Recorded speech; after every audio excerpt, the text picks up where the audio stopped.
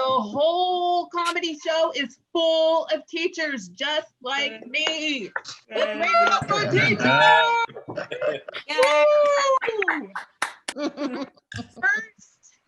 first comedian tonight. She has been teaching for 7 years in the kindergarten through 8 area in the theater in Dallas, Texas. She will be performing in another show next week in Plano Virtual Comedy Festival.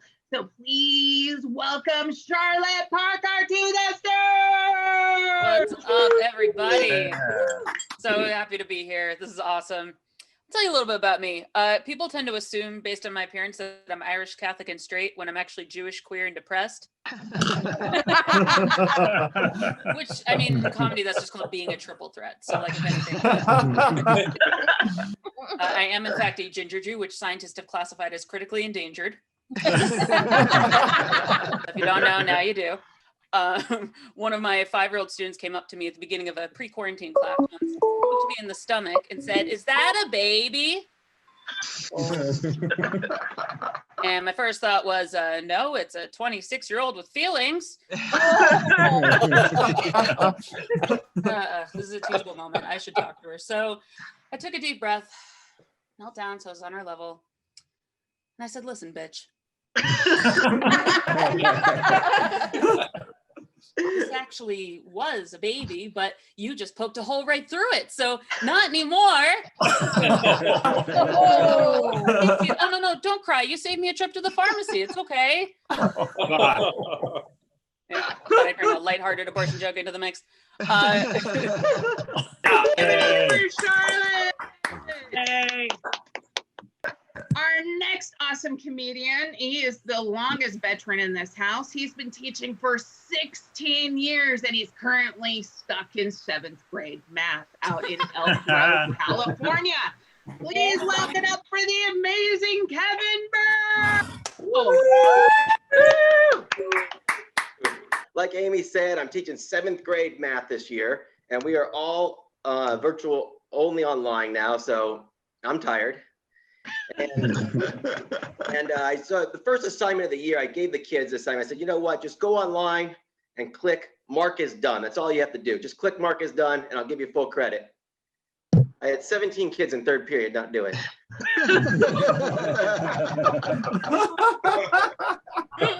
I was like, well, I can only go up from here, I guess. And I started getting interesting emails. I had one kid email me, and he's like, "Mr. Burrill, I think you lost my assignment." And I wrote back and I was like, "Hey, I think you need new excuses."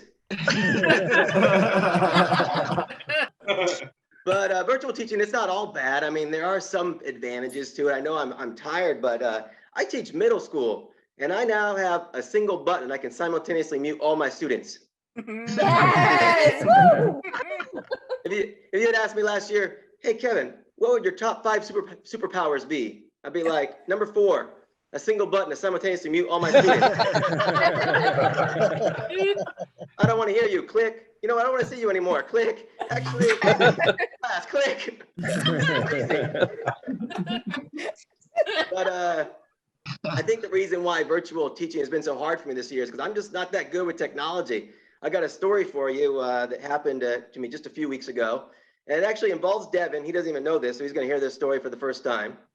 But I was sitting on my couch in my underwear, drinking some wine, and I'm looking at my phone. I look down at my phone. I say, "Oh, Devin Siebold is going live." And I was like, "Oh, okay." And I was watching a TV show. I finished the show, and then I say, "Oh, he's still live." And so I'm like, "Oh, let's watch and see what Devin's saying." So I clicked the button, "Go live now." No. And then I was like, "Why is Devin showing a close-up of his hairy legs?" And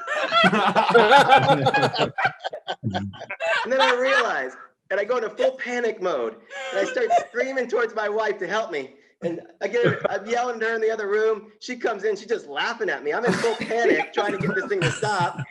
I finally get it deleted. And I was like, "Well, babe, go on and look and see if I'm actually went live. See it gone there." And sure enough, she picks up her phone. She's like, "Yep, here it is. Kevin Burrill is live." Like, hit play. Let's find out. And so I thought I would tell you what that video looked like in case you guys missed it. It's playing. It went about like this. Oh shit, I'm live. Babe! Babe! Babe, I'm live on Facebook! Help me! Help me! It says continue or stop, it doesn't say delete. It doesn't say delete. Babe, help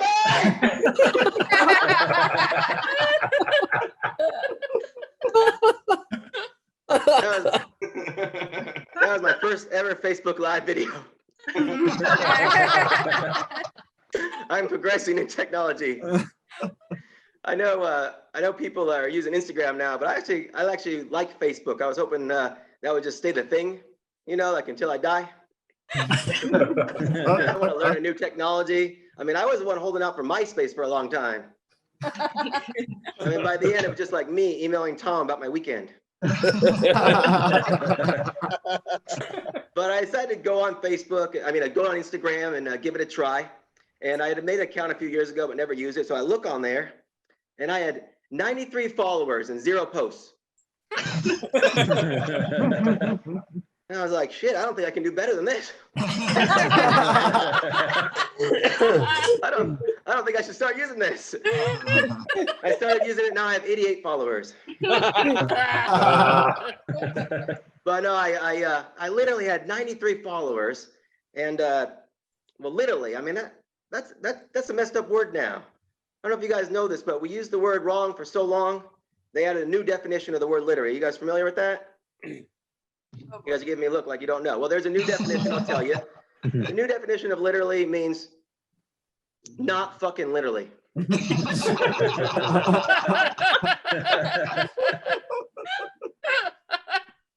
is our fault because we used the word wrong too long. We should have taken a stand. Someone's like, hey, Kevin, that joke was so funny last night. I literally died laughing. Like, no, you didn't.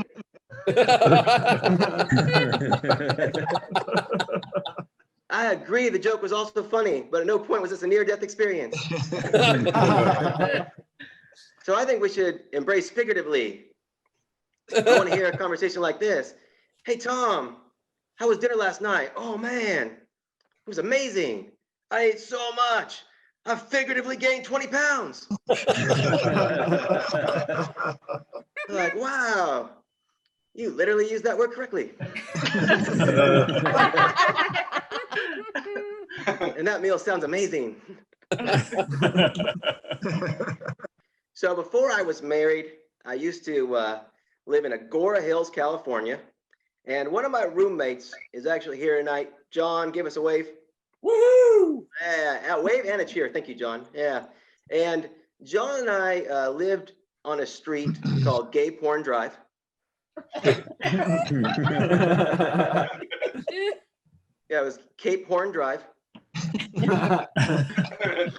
Some of you are like, he said it twice. It still sounds like gay porn. Yeah, I know. That was the problem we had when we lived there.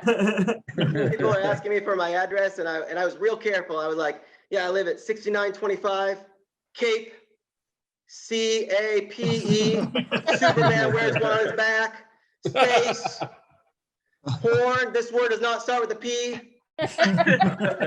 O-R-N Drive. All right. I'm actually going to finish with a story here about my son. He's 11 years old. We're in the car and we were driving to Target. And I said, hey, can you pass me the trail mix? And he passes some trail mix over to me. And a minute later, I was like, oh, hey, can I get some more of that trail mix? And he's like, oh. Why do I always gotta pass the trail mix? When Alyssa was in the front seat, you never made her pass the trail mix.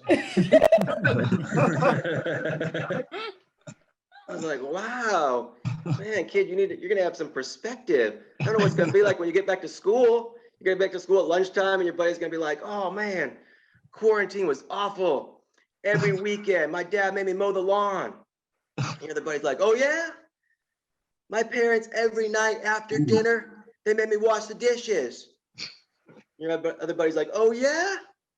My dad made me paint the whole house with just a paintbrush and a roller. And you're like, oh yeah? One time we were going to Target. My dad made me pass the trail mix twice. All right, that's my set for tonight. Back to you, Amy. Have a good night. Kevin! Yay, Kevin. Our amazing headliner has been teaching for 14 years. He's teaching history and psychology, which apparently we really need right now in this 2020 election. Yes. In Central Florida. You can also find him on Board Teachers and Hulu. Please give it up for Devin Siebold. It's good. I'm happy that all the teachers, out there could find time on the weekends to join yet another Zoom meeting. This is thrilling.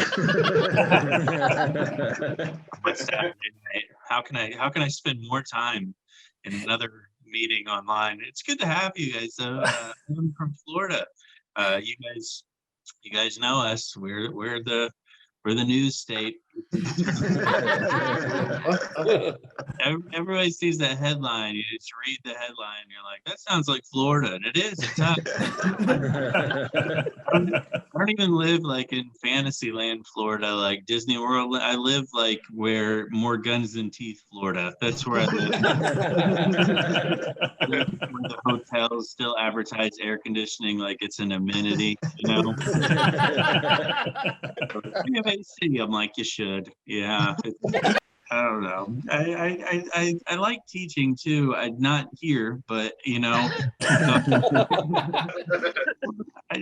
is my 14th year. I truthfully may be my last. I'm tired of the hell is it? The kids.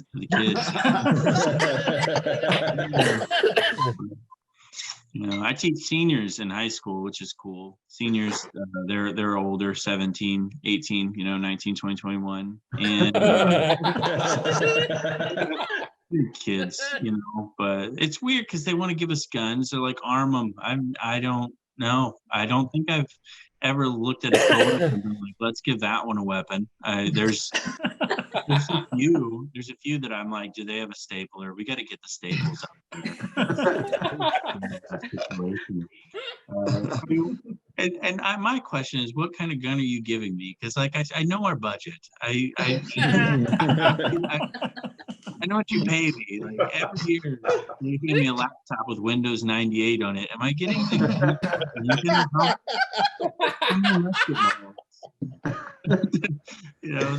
They're like, you could be a hero, and I'm like, I'm not a brave person. You are mistaken. If I have a gun and something happens, I'm using mine to hold everybody back, so I get out first. That's the only thing. Brave's not in my vocabulary. I'm tall too, by the way. She mentioned earlier her boyfriend was 6'4". I'm 6'6", so 6'6" is cool, but when you're dating women, it comes with expectations. They think that there's yeah, I mean, not that I'm all right there, but I'm talking about like I'm 6'6", and women think I'm here to protect them, and I will not. I will not. I wouldn't defend myself in a fight. I won't defend you. It's asking a lot. I'm a Scooby-Doo with the lights on, man. I'm 6'6" out here, 5'1" in here. Very not. This girl I dated, she hugged me. She goes, "Oh gosh, when I'm with you, I just feel so safe." And I was like, "Well, you probably shouldn't. I got one. I can blame you if anything goes wrong. I'm not a brave individual." she came in the room. She goes, "There's a cockroach in there." I said, "And you're coming to tell me how you killed it, right?" "No, you go get it." I said, no. If it flies, I'm a bigger landing strip. I don't really like that. She said, "But you have the bigger shoe." And I said, "It'll hear me coming. I don't want to do this." Even on a plane, this lady looked at me. She goes, "Are you all right?" I said, "No, I get scared flying. I don't like it." She goes, "That's odd because you're such a tall guy." And I was like, last time I checked, plane crashes don't discriminate based on height. If I go down, I don't just open the door and go gadget my legs onto the ground. People gotta die. That sucks. I mean, like, if anything, I'm the first to go when the oxygen mask door opens and knocks my ass unconscious. I'm just I don't know. I don't know. I like teaching's cool, but it's such a weird profession sometimes. I mean, I drink a lot. I don't know about you guys. Like, I drink on the weekends a lot, more during the week. But you can always tell. Students know, like, that's the teacher that when they come in and that's had too much to drink, they're the ones with the lights off and the movie's already playing, you know? It's like Finding Nemo again. They're like, "This is marine biology." They're like, "I thought this was math." They're like, "Count the turtles, leave me alone." I like it, but I wonder sometimes, like, what are we naming these kids? I pull out my roster and I'm like, how many Y's can we put in Adeline? What's going on with this? Like, trying to say names. I'm like, I can't say this one. She's like, "It's Jessica. The P is silent." I'm like, "The P?" I had a student named Pepsi on the birth certificate. I was like, they named you after the soda? He's like, "Yeah, my sister's name is Sprite." It's terrible, man. I was like, "Time out, Sprite's a Coke product." He's like, "Different dads." I'm like, "Oh, okay."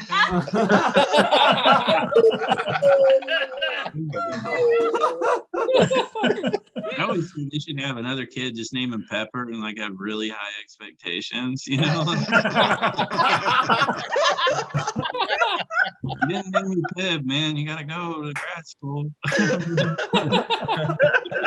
So as a teacher, I have to say, you know, I like it, but there's some things you learn along the way. I learned that it's not called the permanent record. Like, everybody's like, "It's permanent record, permanent." It's not. It's called, the teachers call it the cumulative folder. I didn't know that. My first day of teaching, I found that out.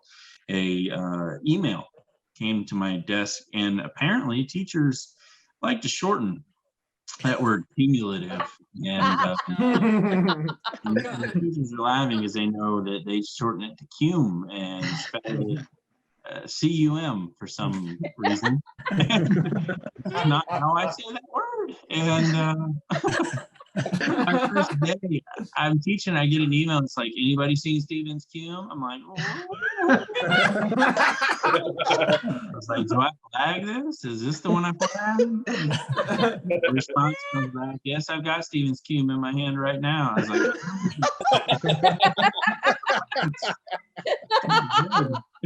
I sent the office, his mother wants it. I'm like, "The hell she does."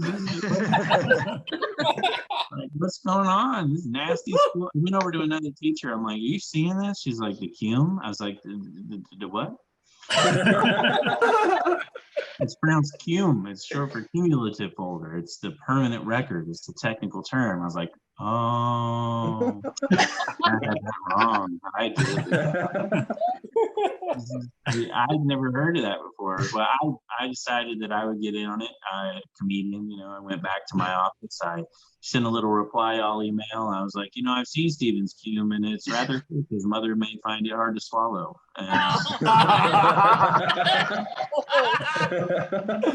Gotta spell it out now. I did that joke in a Florida retirement home, by the way.